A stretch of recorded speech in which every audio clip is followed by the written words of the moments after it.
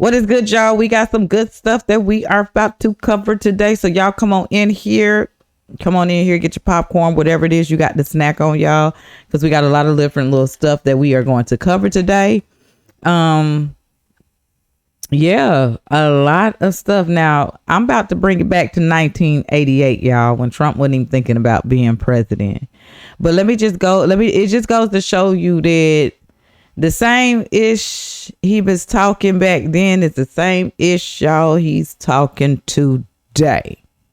And that's just real facts. With that being said, y'all, coming from Ann Jagger, Ann Jagger 29 on X, President Trump on Oprah Winfrey show in 1988. Okay, I'd make our allies pay their fair share. Today, he did just that. Check him out, y'all.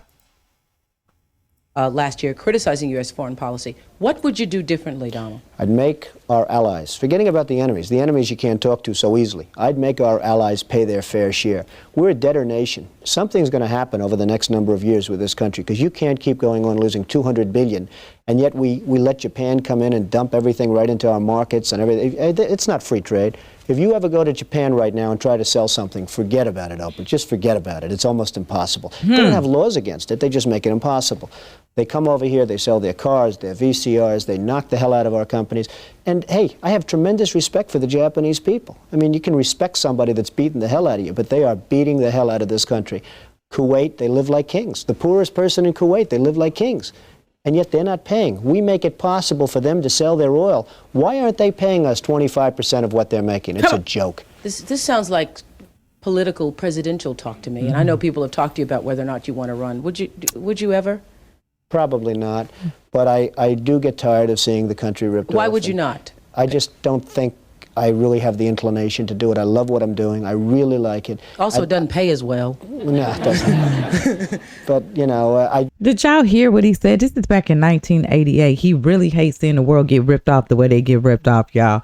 If this is not just a fine stamp of who this guy is and how long this man has really been sitting here fighting for this country, if this don't show y'all that this man actually really loves this country and really actually gives a F about the people here, man, y'all got to be lost in la la land. It's proof right in this video. This 2-minute and 30-second video says it all. Fast forward to 2025, y'all. It's first term, and now in second term, y'all. Come on, for real. Let's be real here, man. Seriously. No, it doesn't. But, you know, I just probably wouldn't do it, Oprah. I probably wouldn't. Probably wouldn't do it, but he ended up doing it with this country. And if it got so bad, I would never want to rule it out totally, because I really am tired of seeing what's happening with this country, how we're really making other people live like kings, and we're not. What do you think of this year's presidential race, the way it's shaping up? Well, it's going to be very interesting. I think that probably George Bush has an advantage in terms of the election. I think that probably people would say that he's got like that little edge in terms of the incumbency, et cetera, et cetera. But I think Jesse Jackson's done himself very proud. I think Michael Dukakis has done one hell of a job. And George Bush has done a hell of a job. You know, they all went in there sort of as semi-underdogs, including George Bush, and they've all come out.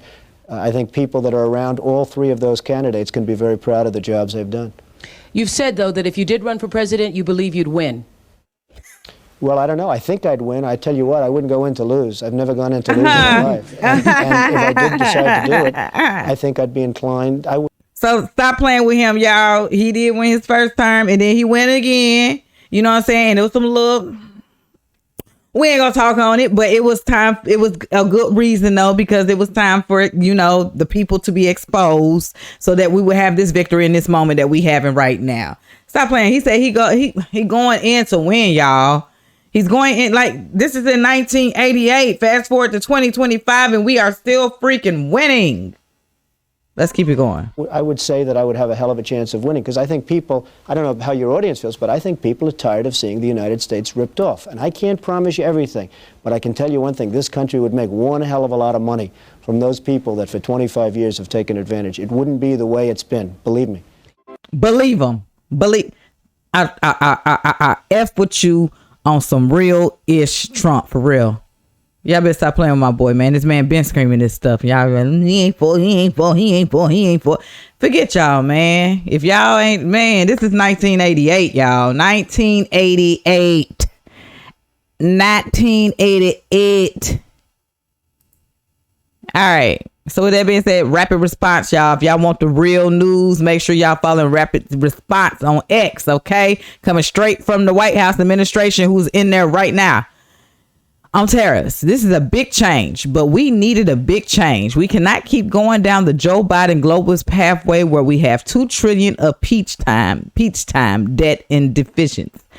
We have manufacturing disappearing. That is not working for Americans. Okay, y'all. Vice President JD, get y'all vice president that got some class. You know what I'm saying?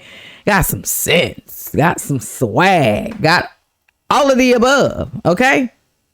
Gracefully. Let's get into it, y'all. My boy JD. Explain to us how you get manufacturing here, but also get the cost down for the American people. Well, if you go back a little bit, Lawrence, remember during the first Trump administration, everybody said that Trump's tariffs were going to be inflationary back then. What actually happened? We had 1.5% inflation. We had the fastest growing economy in a generation, and we had the beginning of a manufacturing renaissance in the United States of America. Then, of course, we had 4 terrible years of the Biden administration. But I think it's useful for all of us to step back and ask ourselves, what has the globalist economy gotten the United States of America? And the answer is fundamentally it's based on 2 principles: incurring a huge amount of debt to buy things that other countries make for us. And to make it a little bit more crystal clear, we borrow money from Chinese peasants to buy the things those Chinese peasants manufacture. That is not a recipe for economic prosperity. It's not a recipe for low prices, and it's not a recipe what we're for doing good right jobs in the now. United States of America. For 40 years, we have gone down that pathway. We've seen closing factories. We've seen rising inflation. We've seen the cost of housing so high that most Americans can't afford to buy a home right now. President Trump is taking this economy in a different direction. He ran on that, he promised it, and now he's delivering. And yes, this is a big change. I'm not going to shy away from it, but we needed a big change, Lawrence. We cannot keep going down the Joe Biden globalist pathway where we have $2 trillion of peacetime debt and deficits. We have manufacturing disappearing. That is not working for Americans. We've got to take this country in a different direction. Y'all hang tight. My little posters. Hang on. Got my little tape on there. I didn't want to nail these to the wall, y'all. These are delicate, okay? I put my little tape up here because these are my Trump posters from when I went to the rally when he came to Macon, Georgia. I'm not putting no nails in these. I'm taping them, baby, because I want to be able to frame these babies. I just got to get some harder tape, man. That scared me. I'm like, wait, what's that? My little puppy jumped too. Okay, y'all stay up there now. Stay up there. Hang on, y'all. Bear with me. My Trump poster spell. It's an automatic pause. Pause it. Let's get them back up there. All right, you good, Trump. I got you. You cool. Just you stay right there with your flag. Everything is good. All right, y'all, we finna keep it moving. Sorry about the little difficulties back there. I had to get my signs back up, baby. We can't have them falling. All right, so we finna get into it, y'all. I'm Meme Zero, former Democrat, Batya Ungar Sargon. Woo! I hope I said the name correctly. May have delivered the most compelling explanation of Trump's tariff policies. All right, let's get into it, y'all. Let's get into it. Agree that the deindustrialization of America led to the downward mobility of the American working class, deaths of despair, people working multiple jobs and not being able to afford the American dream. Mrs. Lake. We all agree that it is deeply unfair for the American middle class to be bearing the burden of unfair tariffs from other countries. We all agree that it is great for the president to have leverage in order to demand reasonable things like that countries stop allowing fentanyl to murder 100,000 Americans every year. Facts. And that Mexico do its part to police its own border. And yet when somebody has the courage to show up and say to Wall Street, screw you, I am waging war. I'm waging class warfare on behalf of the American working class. And you elites in Wall Street, you do what you need to do, because I'm not going to stop fighting for the American working class. Suddenly, everybody is sitting around going, oh no, the stock market. Yeah, the stock market looks like that because the rich are punishing Trump for siding with the neglected and humiliated American working class over them. We have already seen these tariffs work, Pierce. The number of people crossing the southern border is at 0. Fentanyl is at record lows for the last 10 years. We have already seen $1.2 trillion in manufacturing invested in this country since January 21st. So they have already worked. Now, how long is Wall Street going to keep trying to punish this president for standing the American working class? I don't know, but I can tell you that the view from the street is people cannot believe that there is a president who is working for them, who is putting them first and telling Wall Street to go screw itself. Wall Street, which picked the Democrats for the last 3 election cycles in a row. That's what the real story is here. American Compass did a survey of just GOP voters. We know now that the majority of Americans who make under $100,000 a year now vote for the Republican Party. So that was almost a means-tested poll. And they found that 77% of GOP voters, the working class, not the elites, said that when they were asked, they said they would be willing to pay higher prices if it meant bringing back manufacturing, because of course in their mind they are going to be the beneficiaries of those manufacturing jobs. About Canada, a lot of people are asking, why Canada? We love Canada. Canada are our friends. Why wage this tariff war on Canada? And of course the answer is simple. Canada and Mexico are the back door to the American economy because we have this trade deal with them, the USMCA. So if there are no tariffs on China, if Canada and Mexico do not match our tariffs on China simply builds car manufacturing plants in Canada and in Mexico, which they have already done, and they use that in order to get tariff-free cars into the American market, which is exactly what President Trump is trying to get away from. So what he wants from them is for them to close that back door. And I just want to emphasize again, back in the 70s, when the majority of the GDP in America was in the middle class, right? That's kind of like the golden era that we look back to of when the economy was really healthy and working class people felt that they could afford a middle class life. 25% of our economy was in manufacturing.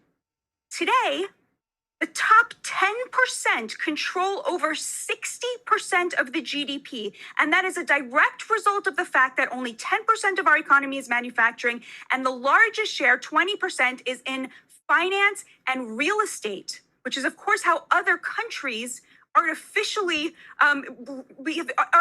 inflated the dollar. Put your finger down until she finished. The American worker unaffordable. And so what the tariffs are doing are simply saying we are refusing the race to the bottom in wages. It is unfair to the American worker, which I think we have all basically agreed on at this point. Let her talk, because she just cooked. She just cooked that entire thing for 4 minutes and 23 seconds, y'all. She cooked, okay? That's pretty much sums it up. If you don't get it by now, you ain't gonna get it. Let's keep it moving, y'all. And just to touch back on the vice president, y'all, my sign fell down. He spoke some real ish, y'all. Like, for real. It is not clear right now to everybody. They did say it's gonna hurt us. Yes, it's gonna hurt us, but not for too long, y'all. Just hang tight and let these folks work. They got us. Okay. She well said, y'all. We are going to keep it going. This is just to go back on, why Trump is putting these tariffs in place and stuff like that. Check this out. Check what Geraldo Rivera had to say, y'all. When you look at these moves, Geraldo, what do you see between the tariffs and Wisconsin? Geraldo. What do you think? Where are we? Let's just start with my vacation, Chris. Sure. Because the family, Erica, Sol, and I did visit Japan, just back. I can tell you we went the length and breadth of the island archipelago and the big cities like Tokyo and the others. We did not see a single American car on the road in Tokyo. Not a Caddy, not a Buick, not a Ford, not a Chevy, not a nothing. We have plenty of Toyotas here in my neighborhood and around the country. So why is that? Now, I have an innate sense that there's something unfair going on vis-a-vis the American consumer. Now, I heard O'Reilly say that the numbers, give or take, don't really matter, that the experts will figure it out one way or the other. But I think that if these numbers are correct, or some fraction of them, if the trend is correct, if there's not an essential lie being told here, and if we are getting screwed by these foreign producers, then I think it is fair. If the reciprocal tariff, the key word is reciprocal. If they're screwing us, we've got to tax them at least. And he's saying, President Trump, that half is about the right amount. Well, right. I don't know. The experts have to determine that, but I just think that there's it smells something rotten. Now, get y'all a president that actually cares about this country and the people, man. For real, for real. This man ain't trying to do nothing but bring money home, baby. Why not? He was even trying to he's even getting extra money for us to be able to build and make United States a sightseeing place. Y'all go to be putting all this money and going here and going there, and they got all these sightseeing places. Hell, we trying to upgrade the United States, but we can't do that if everybody's in our pockets and we ain't getting nothing out of it. What do we all look like working so damn hard and we ain't got nothing to show for? Nothing. But everybody, can I have some? Can I have some? Can I have some? Can I have some? Can I have some? Can I have some? Can I have some? Can I have some? And Trump and this thing just coming in saying, hey, y'all, look, this is where this was going. Hey, y'all, look, this is where this was going. Hey, y'all, look, this is where this going. Hey, y'all, look, this is where this going. This is where this was going. Hey, y'all, look, maybe we cut this here and put this here. Boom, we can do this. Maybe we put this here, cut that here. That's fraud. Let's do this here. Maybe we do this, like bringing it right back. Woo, like, come on, man. Get y'all somebody who's actually on your team. Actually want to see you win. Y'all better stop playing. Stop playing. And so, y'all, all right. Don't take this man for granted. Don't take that man for granted. Coming straight from Johnny Midnight, y'all. It's _the_DR. Let's get into it, y'all. People are mad at Elon Musk for finding all of this money, but nobody is mad at the Democrats for losing, for stealing, for spending, for laundering this money or whatever they've been doing with it. Facts. See, the reality of it is, whether you like him or not, the money that Elon Musk is finding belongs to you too. So you should be thanking him instead of hating him. And call me crazy, but DOGE is one of the best things that has happened to America in a very long time. The corruption that goes on in that office is deeper than you can imagine. And it's so crazy because a lot of people are moving with emotion right now. That nobody is using logic and asking themselves the simplest of questions, such as, how are these people net worth way more than their annual salary and they're only politicians? See, a lot of people are not going to ask themselves their questions because they're so busy in their feelings asking who voted for Elon. Well, obviously, a lot of us voted for Elon, which is why he's in office doing a hell of a job making America. People are mad at Elon Musk for finding where the lies? Where are the lies at? Where are the lies at, though? Where are the lies at? Where are the lies? How did you make it $174,000 yearly, but your net worth is like 10 billion? Like, you get what I'm saying? I'm just saying, like, make it make sense. I mean,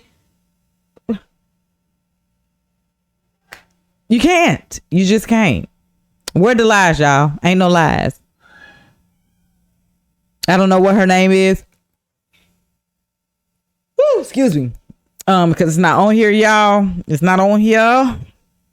But where is the lies? She's telling the truth. The truth, y'all. How is it that people are getting mad because he is exposing where the money is going to? The tax dollars. God bless Elon. Spotted in California, y'all. At Tony X2. What? California? Let's get it.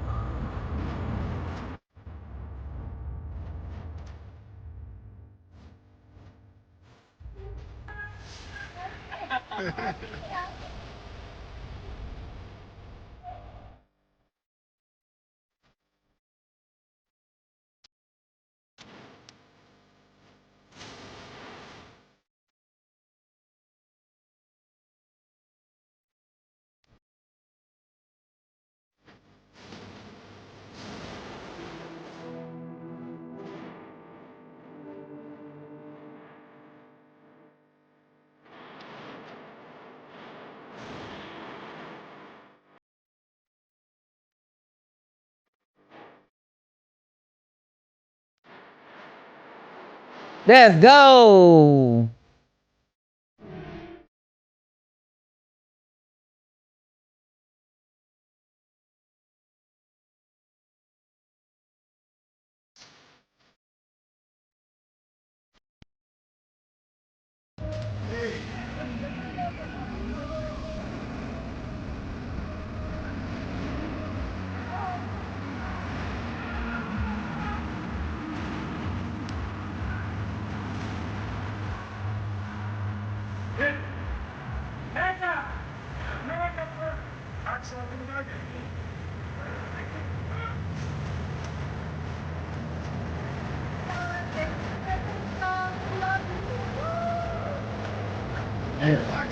The love is real. Where there's hate, there's love. Is it real? 1776, y'all. TikTok, if you want to follow. If you want to follow, that's what I'm talking about, y'all. Where there's hate, there's love. We love you, Elon. We love y'all, Trump, man. Thank y'all for doing what we voted for y'all to motherfreaking do at the end of the motherfreaking day. Now, y'all, hopefully, this video had music. If y'all don't hear it now, that means a copyright hit me. So I was dancing to some music. Hopefully this goes through. Hopefully this goes through, y'all, with the music. Okay? All right. Now, we finna keep it moving, y'all. We finna keep it moving. Coming straight from Dans_Fox, y'all. Did you show her this video?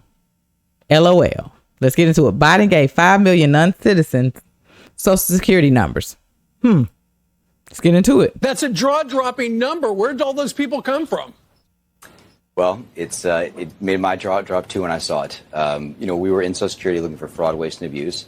And to do that, we actually looked at the enumeration system, the system by which people get numbers in America. Non-citizens. And we found that there were just about 5+ million of them that came to the country as illegals, were giving various forms of parole or allowed in the country, and they got through an automatic system, Social Security numbers, to get into our benefit systems. And we tracked that through and found that they were on the benefit programs. And just because we were curious, we then looked to see if they were on the voter rolls. And we found in a handful of cooperative states that there were thousands of them on the voter rolls, and that many of them had voted. That's a jaw-dropping number. Where'd all those people come from? Well, it made my... But we knew what they was on, though. We already knew, y'all, what they was on. And here's the thing. People, they cut Social Security, they cutting Medicaid. Nah, they cutting the fraud. If you are a part of the fraud, then yeah, your issue's about to get cut. Yeah. Your issue's about to get cut and it's about to stop. Yeah. Not everybody's, though. And not everybody got to suffer. Just the fraud people do. And you know who you are. When they find you, it's over with. Let's be clear. Let's be really clear, people. All right. Hey, Elon Musk, this is pure gold. The 1996 model Schoomer, whatever his name is right. Chuck explains the number and reason illegals come to the U.S. so they can defraud programs like Social Security and wants to stop it. Yeah, let's get into it. I thank the gentleman, salute him for his work on this, rise in support of the amendment. First of all, Social Security card is used from one end of America to the other as an identification card right now. Who are we kidding? If you want to pass a law and says it shouldn't be, I would ask the chairman and the distinguished minority member of the Social Security committee to pass that law, but let's admit the truth. Everywhere people go, they're asked for a Social Security card. In fact, one way to prove you're a bona fide person who can have a job is to ask for a driver's license and a Social Security card.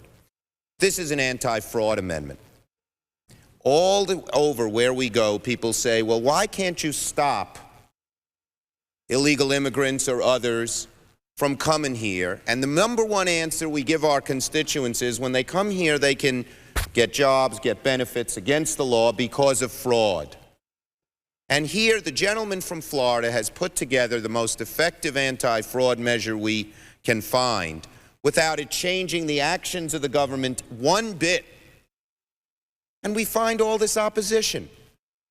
Ladies and gentlemen of this chamber, what I worry about is that this bill, which started out with good intentions, whether you agree with it or disagree with it, is going to end up being the same kind of thing that the public gets angry with us on. We say we're doing something, and we do nothing. Because every time someone makes a rational and small proposal to get something done, people say, well, what about this hypothetical, that hypothetical, etc. I urge support of this amendment. If you believe you want to stop fraud in immigration, you have no choice but to support this amendment. Gentleman's time has expired. Wow.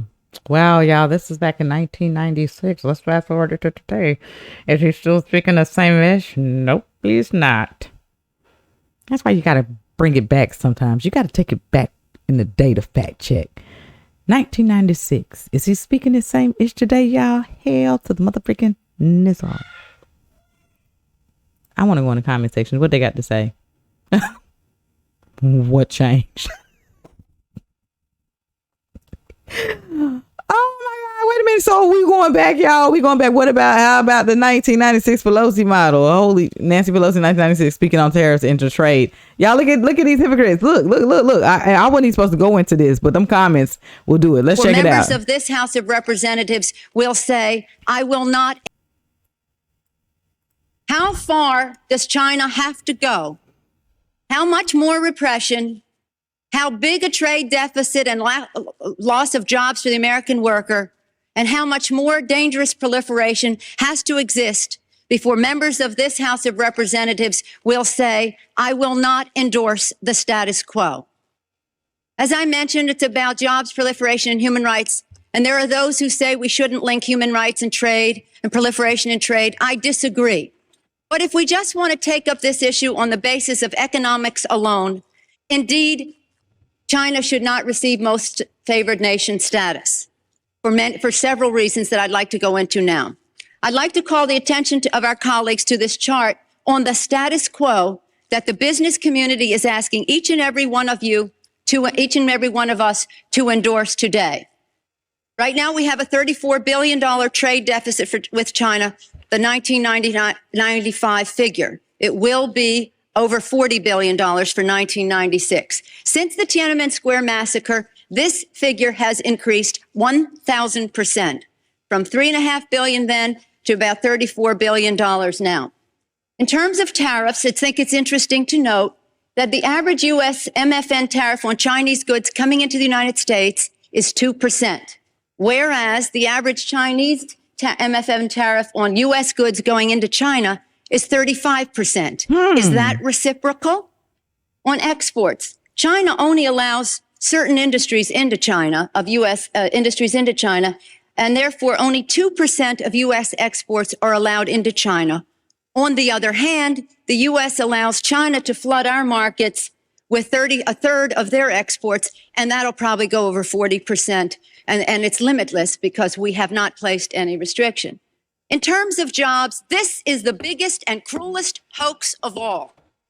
Not only do we not have market access, not only do they have prohibitive tariffs, not only are our exports not let in very specifically, but China benefits with at least 10 million jobs from U.S.-China trade. The president in his statement requesting this special waiver said that China trade supports 170,000 jobs in the United States, 170,000 jobs, whereas our imports from China support 10 million jobs at least. Fact is that U.S.-China trade is a job loser. And one of the reasons that it is because well, first let me just make another point, and that is that our colleagues on the other side of this issue will say the trade with China, exports to China have increased 3 times in the last 10 years. They have. But they fail to mention that imports from China have increased 11 times, thereby leading to this huge trade deficit.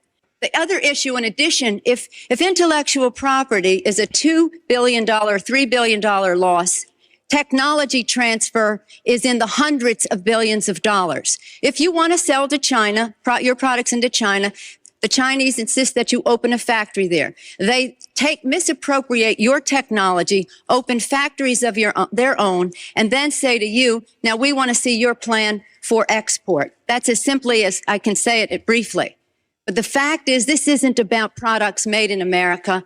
The Chinese want American products that are made in China. And the most serious of these transfers of technology are in the airline industry, where Boeing tail sections of the Boeing 737s were mostly made in Wichita, Kansas. Now they are made in Shen province, where workers make $50 a month. And they had the transfer of the technology and the transfer of the jobs has taken place. General Motors, Ford, they're all fighting to get in to build factories there so they can make parts there. They want MFN so they can get those parts back into the United States. So we are exporting not low-tech jobs and textile jobs. We're exporting our technology. Now, if you take a country the size of China, with the very cheap, and in some instances, slave labor, the lack of market access, the rip-off of our intellectual property, the transfer of technology, a country that is not willing to play by the rules in any respect in this trade relationship, you have a serious threat not only to our relationship, but to the industrialized world. And if there's one message that I want our colleagues to understand today and our constituents is that on this day, your member of Congress could have drawn the line to say to the President of the United States, do something about this U.S.-China trade relationship that is a job loser for the United States. And this brings us to the point that others have said, well, we can't isolate China. Do you think for 1 minute that with 10 million jobs at least, and 35 billion and be over $40 billion this year in a trade surplus, all those billions of dollars in surplus, that the Chinese are going to walk away? Where are they going to take 35 to 40% of their exports? Who's going to buy them? This is what sustains the regime. The funding and the jobs. They can't have those people out of work. They have to be at work. So Nancy just proved our freaking point. Moving forward, fast forward to 2025. So let my boy Trump cook. You just broke it down why it's not a good idea, why we are taxing at small percentage, but they're taxing at a higher percentage, but they profiting off of our ish and we get slapped in the face.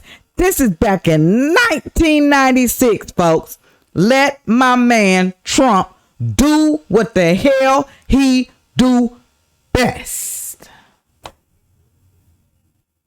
Now, if you ain't getting it after this bimbo, because I can't even fool with this bimbo, but she on with my boy on now in 2025. But this is back in 1996.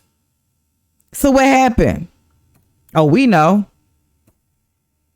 We already know. Now, I wasn't even supposed to add this in here, but hey, this was a prime great example. So shut up and let my boy Trump do what he do at this point now.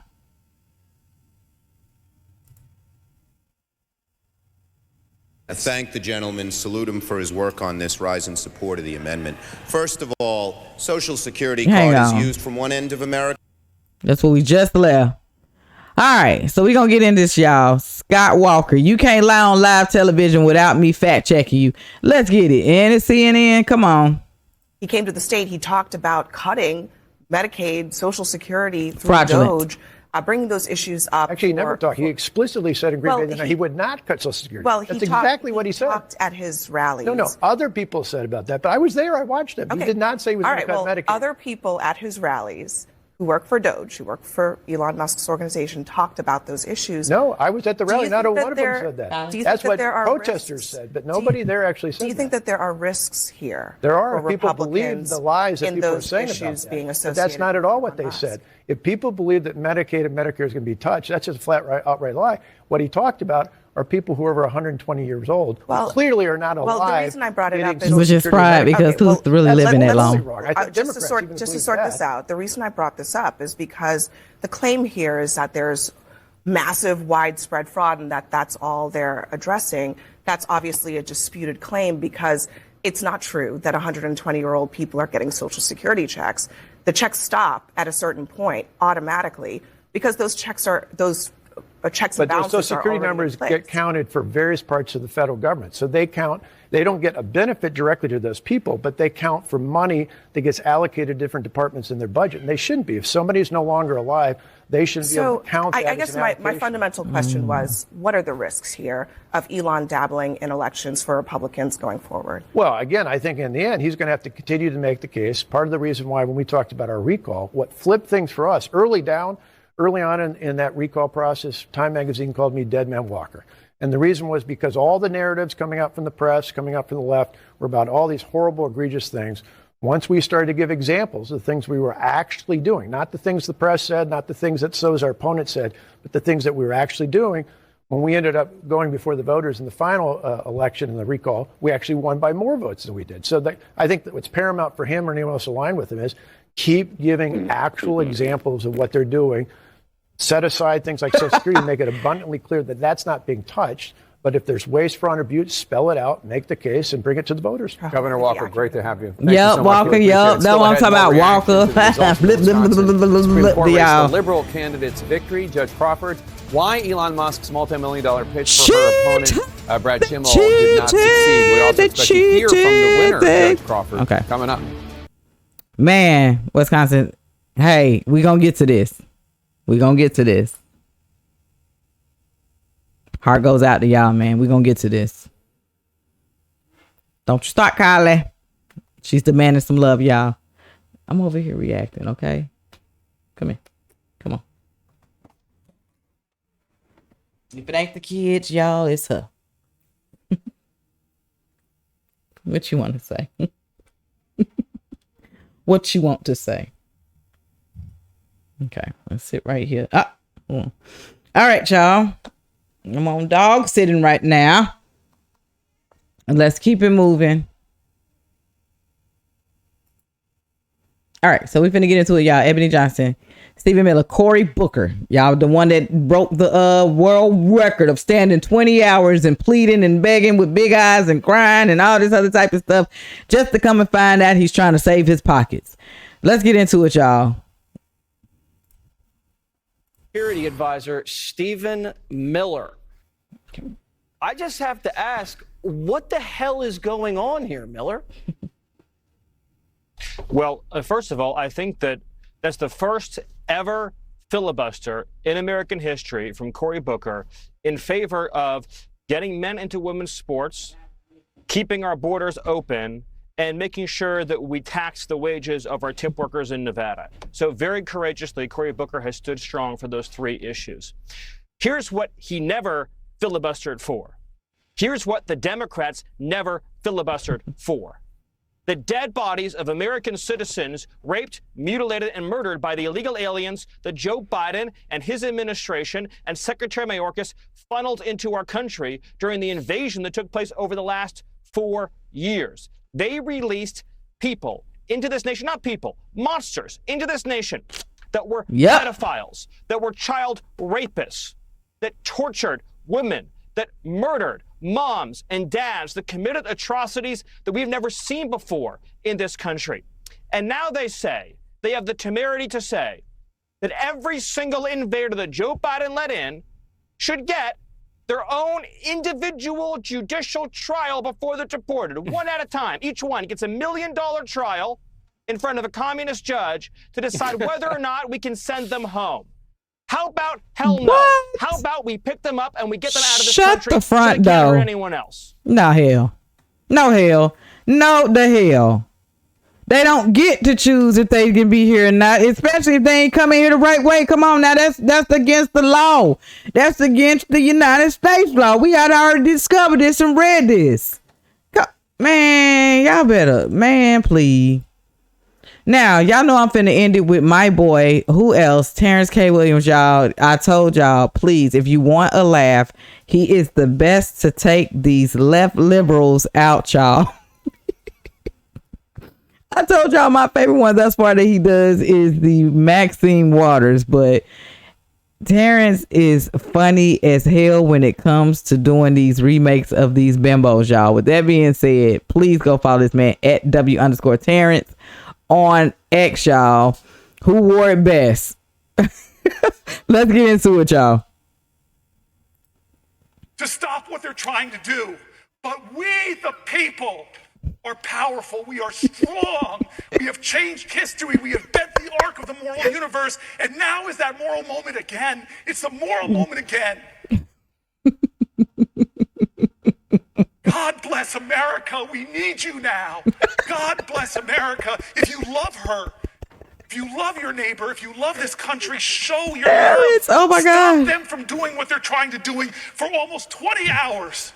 We have laid out what they're trying to do. 20 hours. I want to stand more, and I will. I want to stand more, and I will. Come on. America, we need you. Look what they're doing to billionaire, unelected. We need you. Terrence is a fool. I'm begging. They trying to take chicken away from us. We need you. Oh, God. Look at what they're doing. RK. Elon. We are. What are we going to do after 20 hours? Oh, my God. Oh, Terrence is a fool, y'all. Look, y'all, let's go ahead and chop it up in the comment section. Make sure y'all go follow him. When I tell y'all, you will get nothing but real tears. He is a true comedian when it comes to this. I swear you're going to get a good laugh. Make sure y'all follow Terrence K. Williams, y'all. Follow that man. Anywho, we at the end of this, y'all. Appreciate y'all for tuning in. Thank y'all so much. I love y'all. I hope y'all could take and get whatever it is that you can get out of this. Do me a favor. Share this video, y'all. Tell a friend to tell a friend to tell a friend. If you watched it from beginning to the end, I appreciate you. That's real love. You a day one. You my G. We here. Hit me there, y'all. We here. Okay? Because when y'all do that, it puts it out to YouTube. YouTube like, let's push it out there. And we are getting the facts, y'all, to where we need to get them to. We got a lot of people like myself. Why?